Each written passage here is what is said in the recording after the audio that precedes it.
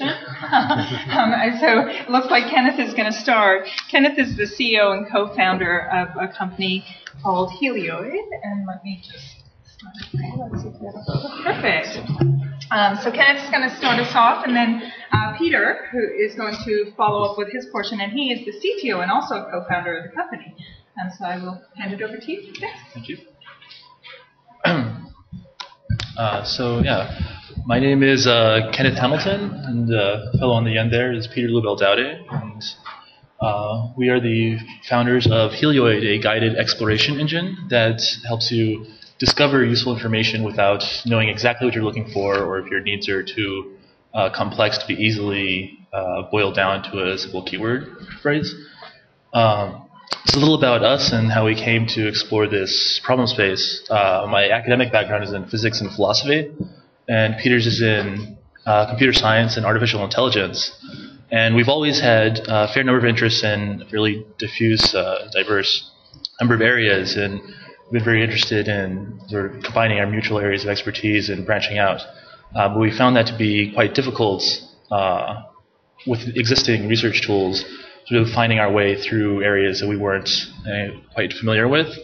So the basic problem is when you're confronted with a large amount of information and your needs are just very complex or multifaceted or very nebulous, it's hard to find a keyword or a keyword string that neatly captures what you're looking for.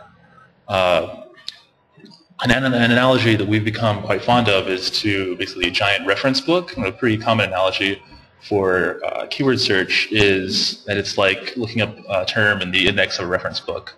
But if you're not sure what you're looking for, or if there are a lot of different ideas that may be in the book that you're interested in, you tend not to look at the index, but rather you look at the table of contents.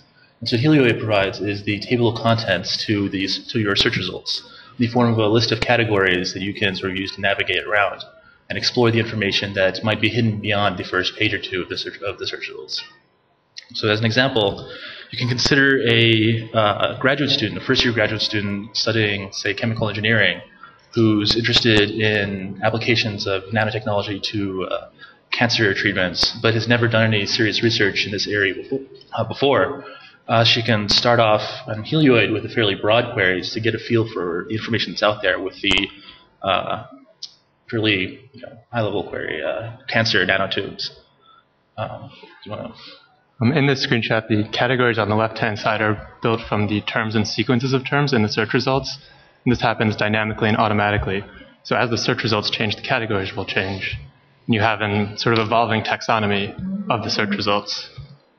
You can, when a researcher just looks at these search results, she can get a summary of what's going on in the search and what the terms of art in the field are, which she might not already be familiar with. And you can see the top two categories returned are fairly general themselves: chemistry and cancer nanotubes, or carbon nanotubes rather, which illustrate to our user a sort of overview of the contributions from chemists to this field of research, as well as a wide range of applications of carbon nanotubes to both cancer research and treatment as well. And navigating through the category, she can easily select to only show the search result in a specific category, and then show and hide other search results. She can also click on the category text and start a new search for just the category text. For example, she can click on carbon nanotubes and sort of diverge, change the direction of her search, or click on chemistry and add that term to her search and deepen her search. So this allows like a refinement of search and both exploratory when you want to change direction and a narrow focus search when you need to do that. You see further down the line, the categories get a little more specific. Illustrated here, selected by our grad student, the categories Liu and Zhang, which are the names of two fairly well-published researchers in the fields, and selecting these categories brings up some of their work, which for a relative novice to any given field can be somewhat hard to find what the work is that's going on in the forefront. If you're not sure exactly what terms to use to get yourselves there, basically. So this allows even a relative novice to find their way to the leading edge of the topic they're interested in, and for speeds up the process of getting to the point where they can contribute to that field. With Helioid, our users can also follows searches that are of particular importance to whatever topic they're studying or researching. In this case, our graduate students, which we'll call Prudence, follows the query nanoparticle functionalizations, which allows her to stay up to date on ongoing developments in the study of novel macromolecular configurations, as well as ongoing discoveries of useful properties and applications of those molecular configurations. This is a screenshot of an email she would receive as new search results for her search come in. She can select to automatically receive these over. Speak up, please? Sorry. Yeah, move them. Yeah. She can automatically receive these results at different frequencies. And there are existing alert tools like Google Alerts, but what Helioid adds is a categorization. So as results change, you can see the specific new results and the categories they're in and have an idea of how those results fit into her research and the field at large. Academic research is more often than not a collaborative endeavor, and particularly in deeply interdisciplinary fields like nanotechnology, which isn't really a field unto itself, but rather an amalgamation of research efforts going on in a wide range of different fields, such as chemistry and chemical engineering, bioengineering, solid-state physics, and even mechanical engineering. It would be in the best interest of our graduate students to start a group and invite members spanning this the range of fields contributing to this endeavor. Now, members invited to this group can share searches with one another to clue each other in on the avenues along which they're orienting their research, sort of letting each other know the different perspectives on their research that can be taken, or the different directions their research can be taken in. And here you see just a history of the searches that have been shared with the group overall. And members can also share individual search results just to make the group aware of specific pieces of information that are of particular importance to the group's research activities. And again, just a simple, pretty straightforward history of the results that have been shared with the group overall. Now, we're working on a number of additional features to further support the activities of researchers exploring fields outside of their immediate areas of expertise. At the moment, on Helioid, you can form an academic search over the SpringerLink corpus, a financial search over the SEC's Edgar site, or a Gov search over the Federal Registry. We're working to imminently incorporate archives corpus into the academic search, and are looking towards incorporating Helioid into search over the growing community of public journals, of open journals, and adding further data sets in general to the body of information available over Helioid's tools, as well as enabling our users to use Helioid to index and search over their own data sets of choice.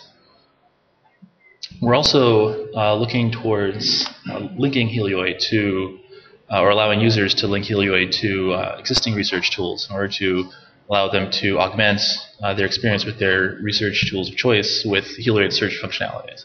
For example, the popular citation management tool Mendeley. With Helioid, you could explore the space of, in a manner, explore the space of possible citations or published work, and in tandem with your use of Mendeley to manage your citations and build your bibliography. Another set of additional features we're adding are more advanced visualizations. What was interesting about the previous talk on the semantic web was that having all that semantic data, having the linking, adds a lot of opportunities for new visualizations because you have data on these relationships, which creates a huge opportunity. My recent legal search startup, Fastcase, shows search results over a timeline for a legal search. And this is an example of a tree map that we have a prototype up of, which does a hierarchical categorization. Each color is a different level in the hierarchy, and the size of the rectangles represent the number of search results in that category at that level of the hierarchy. The synthesis polypeptide results popped up for that specific category, so a user can narrow down not only to category, but to at the level of granularity. And another additional feature we're working on is search personalization. and citation recommendation. Helioid provides a querying and a retrieval system like any other search engine, which are which are parts 1 and 2 here, the query and retrieval system. And then as the user interacts with search results, as they click on results, as they click on categories and hide categories, we get feedback on how they view the search results fitting into their overall search needs. This is something that Google has been pushing forward with Google Plus and its ability to reorder results for specific users. But when we have, with the topic navigation, a deeper understanding of how users view search results, we can build a model of that specific user, of the query that they're searching for, of the groups that they're a part of, and reorder results on a user-specific basis, on a group basis, and for the queries in general. And this is based on work in learning to rank for e-discovery that Katja Hoffman and I have done in ECIR 2012, and Kenneth and I have done in Trek Legal 2011. Now, Helioid enables our users to achieve more easily a deeper level of knowledge of their area of research. And we do this by partially automating the research process, taking some of the workload off of the researchers through the following group functionality. We also equip our users with more dexterous research tools with which to explore the space that they're researching and effectively allow them to cast a wider net in digging up useful information. We feel that this has the potential to be really impactful on the scholarly publishing industry, as it basically increases the visibility of articles in general. Richard mentioned that the driving idea of scholarly publishing in general is the idea of discovery. Helioid allows researchers to increase the number of cross-disciplinary discoveries being made by the research community in general, which increases the likelihood of any given article being seen or discovered by researchers from a variety of different backgrounds, from backgrounds that might be tangentially related to the work covered in the article itself, in which they might not have been quite as likely to, in which case they might not have been quite as likely to discover that article. This increases both the exposure of authors to a wider range of research communities, and also potentially increases the reach and penetration of any given journal into a wider range of research communities. And excitingly to us, we think this also has the potential to have an impact on university-level education, as it enables relative novices to more easily find their way to the forefront of what's going on in a given field, and therefore to more quickly get to the point where they can contribute to that field, which also has the effect of further augmenting and solidifying their understanding and education ongoing in that field as they go through their course of education. In recent years, education researchers have revisited the idea of discovery learning, a process by which teachers give users give their students some initial guidance and equip them with the basic tools to solve a problem or set of problems, and then allow them to freely explore a subject area in order to solve a problem or related problems and sort of discover on their own what the important information is in this area. We feel like Helioid, through our visualization tools, equips users with the means of just guiding themselves, basically, through new problem spaces, so they can tailor their own interests as they're learning about the details in the ongoing work in that area of interest of theirs. As I mentioned at the beginning of the presentation, our interest in this problem space came from our own endeavors to sort of build out from our combined areas of expertise. And we've, for quite a while, periodically become quite interested in a number of ambitious project spaces. For example, the development of robotic systems that in the future, at some point, will be used to assess and even extract resources available in off-Earth systems. But it was our frustration with trying to find impactful work going on at this early stage in this area of research that led us to create tools to allow independent researchers to find their way to what's going on that's important in areas they're just becoming interested in. Obviously, a lot of researchers make use of Google Scholar, which works wonderfully when you know what you're looking for, have a pretty good idea anyways of what you're looking for. But if you're just sort of meandering around, or if you're exploring around but still interested in finding useful information, it's helpful to be given a sort of map of the information that's available out there. So basically, the big idea with Helioid is to dissolve the barriers to exploration, to decrease the difficulty in finding what you're looking for and finding your way through a new subject area, and to make the ideas beyond your immediate horizons more visible. We're very passionate about helping and developing tools supporting the members of the academic community, the scholarly publishing community, and the diffuse community of independent researchers in order to just get as many people as possible contributing as much as possible to the collective body of knowledge. This is why it's quite important to us to build relationships with individuals and organizations in those communities.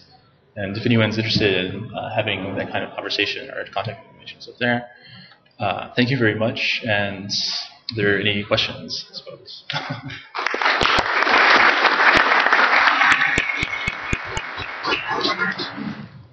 Hi. It seems that Helioid's choosing certain authors as one means to get to the forefront of a particular field. At least that's the sense I got from looking at your slides. And in the old days, we researchers, including students, were actually using expert review articles to accomplish that task. Are those types of articles specifically featured in Helioid? Well, actually, they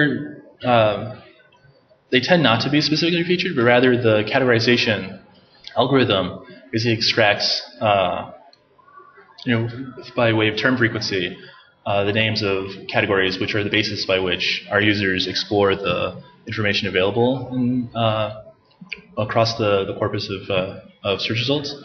So when a name becomes very prominent, or when a title becomes very prominent, or a concept becomes very prominent, then that gets incorporated into the map that's generated, either the category list or the tree map that was displayed earlier as well, and future visualizations that we're working on, like concept maps that will allow users to more dexterously explore the space of search results. So at the moment, it's not these expert reviews aren't specifically incorporated into our results or what's returned, the tools that are returned to allow our users to explore the body of search results.